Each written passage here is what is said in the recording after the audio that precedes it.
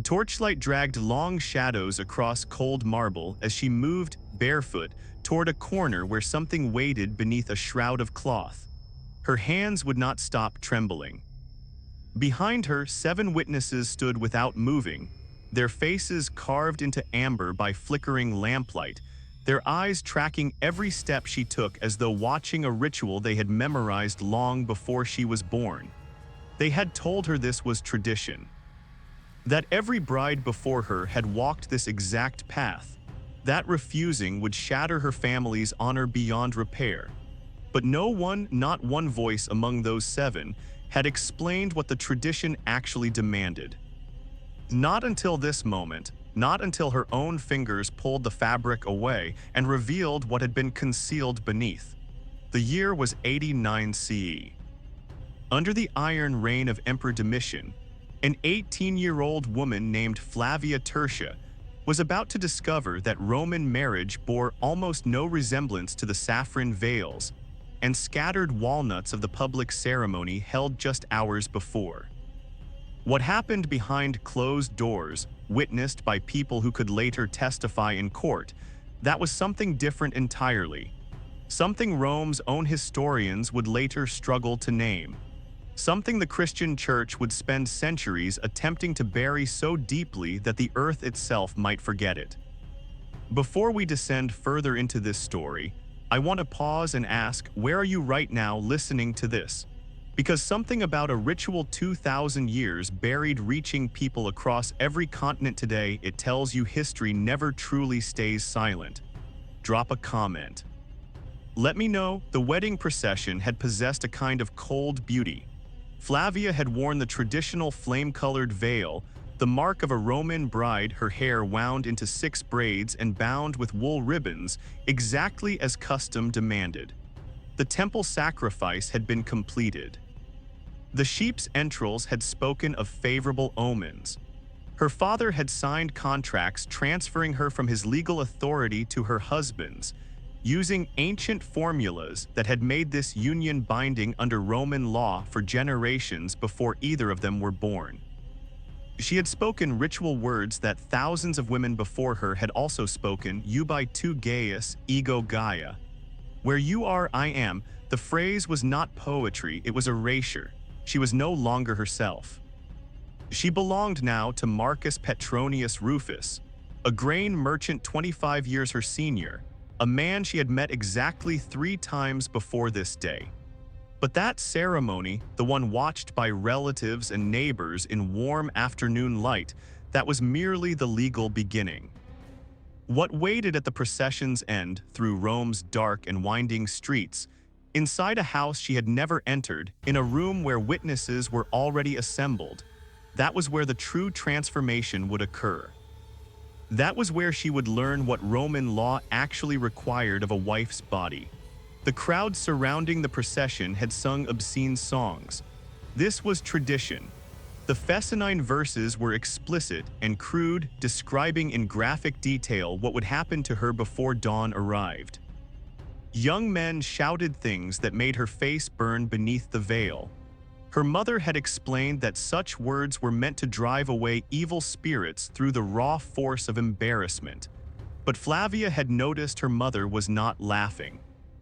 Her mother had wept that morning while arranging her hair, and her final whispered words had arrived like a warning dressed as comfort: do not resist. Whatever they require, do not resist. It only makes everything worse. They reached the house of Marcus Petronius Rufus as the last trace of sunlight vanished completely. The doorway was dressed in wool and greenery. 2 torches marked this as a threshold where a marriage would be consummated according to law. The singing grew louder. Someone threw walnuts, their hard shells catching in the folds of her dress, a fertility blessing that felt in that moment more like mockery. Her husband stood waiting in the doorway, and behind him she could see figures moving in the lamplight. Too many figures, far too many for anything resembling a private moment between 2 people. Marcus lifted her over the threshold, because tradition insisted it was unlucky for a bride to stumble entering her new home. and because the gesture carried something older within it, something from an era when women were carried into their husbands' houses whether they consented or not. The door closed behind her, muffling the singing, and Flavia finally saw what was assembled in the atrium. An elderly woman in formal robes, a pronuba, whose role was to oversee everything that would unfold tonight. A priest of uncertain affiliation. 3 female slaves carrying basins and cloths. An older man standing in silence with a leather bag of medical instruments resting at his feet. And there in the corner, draped in fabric that concealed its exact shape, a wooden structure nearly 4 feet tall. The pronuba stepped forward and took Flavia's hands in a grip that was firm, almost restraining, as though she expected Flavia to turn and run. "Welcome to your husband's home," she said. "The sacred rites must now be completed." Here is what almost no one tells you about Roman marriage. It was not, at its foundation, a romantic union. It was a property transfer, documented and witnessed with the same cold precision applied to the sale of a ship, or a farm, or a field. Roman law classified marriage as conventio in manum, literally, coming into the hand. A woman passed from her father's ownership directly into her husband's. Before the late Republic, this transfer had been absolute. A husband held the same legal authority over his wife that he held over his slaves, including, in theory, the right of life and death. By the imperial period, when Flavia walked that torchlit corridor, the law had softened in small ways. Women could own certain property. Divorce was possible under narrowly defined circumstances, but the fundamental structure had not changed. Marriage transferred a woman from one man's power to another's, and like all significant property transfers in Rome, it required verification. Consider how Romans conducted the sale of land. Witnesses observed. The property was inspected to confirm it matched the seller's description. Rituals invoked divine blessing. Boundaries were walked, documents were sealed, and everyone present understood precisely what was being exchanged. The Romans applied this same logic to marriage with one crucial addition. A bride's primary value, the resource being purchased, the asset being transferred, lay in her capacity to produce legitimate heirs. Her body was the property. Her fertility was the investment. And Roman law required that both be verified before the transaction could be considered binding. This is not interpretation. Roman legal texts state it explicitly: a marriage was not valid until consummated. The consummation had to be confirmed by witnesses, because otherwise how could anyone establish that it had occurred? The bride's virginity had to be verified, because otherwise how could a husband ever be certain that any child born to him was his? Each requirement generated its corresponding ritual. Rituals that made complete sense within Roman legal logic, and that horrify modern sensibilities precisely because that logic is so entirely foreign to how we understand human beings today. The pronuba guided Flavia toward the draped figure in the corner. Flavia's heart was striking so hard she could hear it. The pronuba's hand remained on her arm, firm, allowing no retreat. "You must greet Mutinus Tutinus," the pronuba said. "You must ask his blessing before your husband approaches. You must offer yourself as tradition requires." Flavia reached out with trembling hands and pulled the cloth away. What stood beneath was a wooden figure carved with anatomical precision into the shape of a phallus. But this was not a small protective amulet like the ones worn around the necks of Roman children. This was not a garden ornament meant to frighten intruders. This figure had been sized deliberately, proportioned with careful purpose for a specific function that became horrifyingly clear as the pronuba began to explain what Flavia must do next. The god Mutinus Tutinus was Rome's deity of fertility and sexual initiation. We know he existed because multiple ancient sources mention him, always briefly, always with something that reads, even across 2,000 years, like visible discomfort. St. Augustine, writing in the 5th century as Christianity was dismantling the pagan world around him, described the practice with open outrage. Roman brides were required to sit upon the wooden phallus of Mutinus Tutinus as a sacred duty, before any consummation with their husbands. The ritual was performed before witnesses. Augustine was a hostile source writing to condemn, but his account aligns with fragments from earlier non-Christian texts that reference the same practice. Lactantius, another church father, called it so shameful that even the act of naming it pollutes the speaker.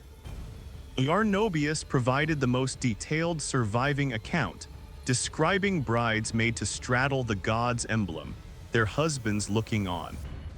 The antiquarian Varro, writing centuries before Christianity with no theological agenda, mentioned Mutinus Tutinus as a deity to whom brides were presented, using language that implied physical contact without spelling out what that contact involved. Modern historians who address this ritual at all tend toward minimizing it, suggesting the bride merely sat briefly near the statue, a symbolic gesture only. But the language of the ancient sources does not support that comfortable reading. Augustine's word was insidir, to settle onto, to mount.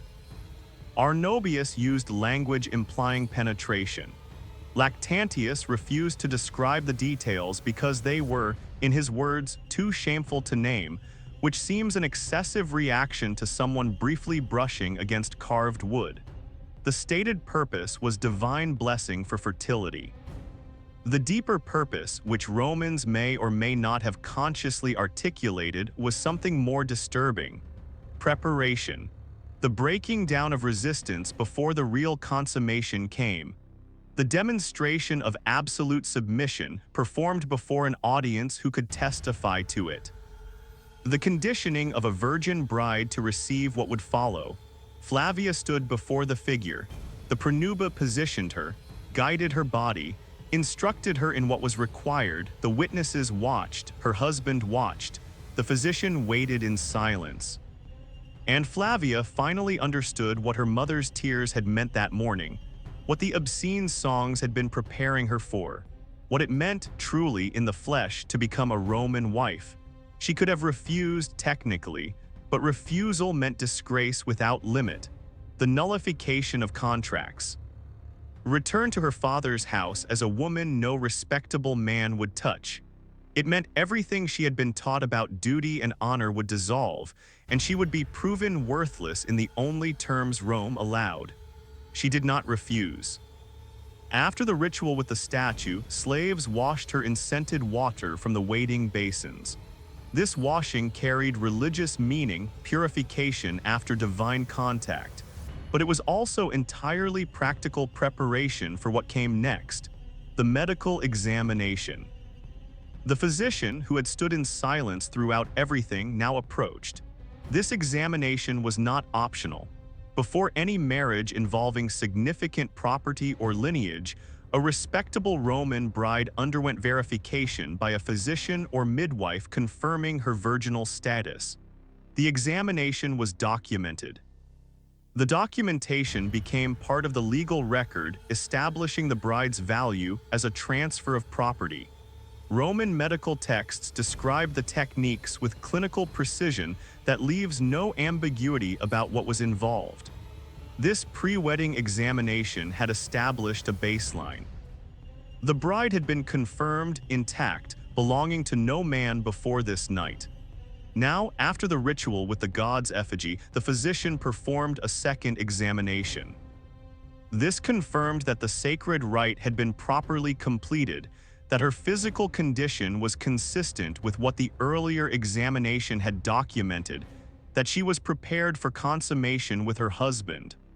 All of it, every element of this night, occurred before witnesses. Witnesses whose testimony could be called upon if any aspect of the marriage were ever legally challenged. What strikes modern readers about Roman descriptions is not only their invasiveness, it is their casualness. The Romans did not record these rituals as traumatic or morally troubling. They were simply necessary procedures for executing an important legal transaction.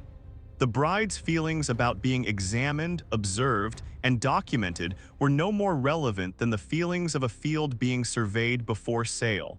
Property does not have feelings. Property is transferred according to proper procedure. After the examination, Flavia was led to the bedchamber prepared for consummation.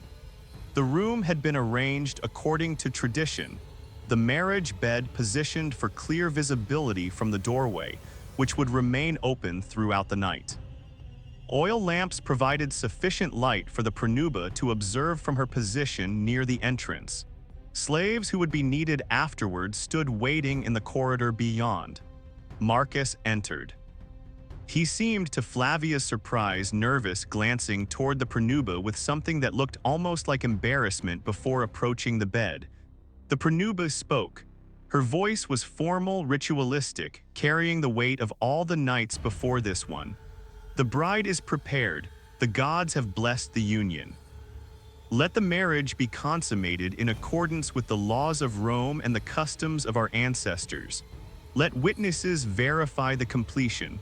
Let no one question that this woman has become a wife. What followed took several hours.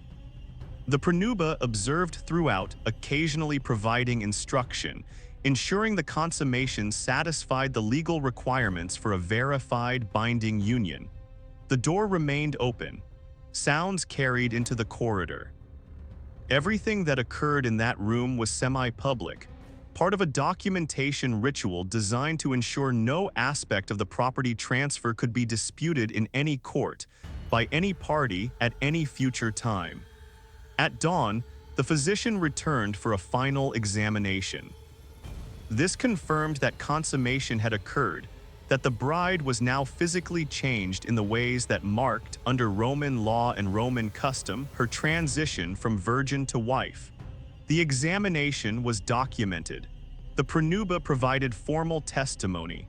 The legal transformation was complete. Flavia Tertia was now a Roman wife. She would bear 4 children across the following decade. She would manage her husband's household with competence. She would attend festivals, fulfill every duty expected of a woman of her standing. And she would never speak of her wedding night, not even to her own daughters when their marriages in turn were arranged, because what was there to say? It was tradition. It was how things had always been done. It was what Rome required. Her silence was not unusual. It was absolute. Roman women did not write about their wedding nights. Roman men did not describe what they had witnessed. The rituals were so embedded in Roman life that recording them seemed as unnecessary as recording how one breathes. Everyone knew, no one spoke. This is why reconstructing these practices requires assembling fragments, hostile Christian sources, obscure legal references, embarrassed medical texts, archaeological evidence that only coheres once you understand what it was designed for. The silence was not conspiracy. It was simply how completely these practices had become the water Roman women swam in, so omnipresent that naming them seemed pointless. For 1,000 years, this was what marriage meant. Generations of women experienced their wedding nights within this framework, understood what had happened to them through this lens, passed their knowledge to their daughters in morning whispers that prepared the next generation for a night that no public ceremony ever described. The system perpetuated itself because everyone inside it accepted its foundational logic. Property must be verified, transfers must be witnessed. Women are the medium through which families continue and bloodlines are secured. The logic was internally consistent, even as it was, by any honest reckoning, monstrous. The end came not from reform within Rome. It came from conquest from the outside, dressed in the language of the soul. When Christianity transformed Rome in the 4th and 5th centuries, it carried fundamentally different premises. If women possessed souls equal to men's, they could not be processed as property requiring examination. If marriage was a sacred mystery between 2 people before God, It could contain no elements the church considered obscene. If modesty was a virtue, the entire machinery of witnesses and documented verification was an offense. The transition took centuries and was never entirely complete. But in cities among educated classes, the old ways were systematically suppressed, and the suppression included the destruction of evidence. Statues of Mutinus Tutinus were smashed or buried. Texts describing wedding night practices were removed from libraries or allowed to rot. Paintings were whitewashed. The Pranuba's ancient role was transformed into something purely ceremonial. Within a few generations, detailed knowledge of what Roman weddings had actually involved was lost to everyone except scholars hunting through fragments of what survived. The Christians who reshaped Rome were not simply erasing embarrassing history. They were attempting to build a new civilization on Roman foundations while denying what those foundations had actually supported. They succeeded so completely that most people today carry a comfortable myth of saffron veils and scattered walnuts, entirely in place of the uncomfortable reality. But fragments survive. Fragments always survive. Flavia Tertia died in 131 CE at approximately 60 years of age. She had been a Roman wife for over 40 years. What did she think about that night and all the decades that followed it? Did she carry it as trauma, as resignation, as something she could not name because Rome had given her no language for it? Did she wish something different for her daughters, or had she come to accept that this was simply how things were, that there was no other world to imagine? We cannot know. She left no writings. No Roman woman of her class did. The silence surrounding these practices is the silence of women whose inner lives were not considered worth preserving, whose feelings about what had been done to their own bodies were not regarded as relevant to the histories, the legal texts, the medical records that men produced and men kept. We know what was done. We do not know what they thought about what was done, but we know enough to understand why this history was erased. It reveals something deeply uncomfortable about the civilization we have inherited. Rome is supposed to be the foundation of Western law, Western culture, Western civilization. Acknowledging what Rome actually did to its women complicates that inheritance in ways that cannot easily be resolved. It suggests that legal sophistication and systematic dehumanization are not opposites, that they can coexist quietly for centuries while the historians look elsewhere. The wedding night rituals are gone, but the women who lived through them were real. Flavia Tertia, her mother, weeping over braided hair. Her daughters receiving their own mourning whispers. All the generations of Roman women whose wedding nights were not mysteries of love, but rituals of verification and control. They lived, they endured, and then, as Rome required of them, they were silent. 2,000 years later, we are finally asking what that silence was protecting, and what it cost the women who were made to keep it. If this kind of buried, uncomfortable history matters to you, if you believe the stories that were suppressed deserve to be heard, then subscribe and stay with us. There is so much more that history chose not to remember. We're going to remember it anyway.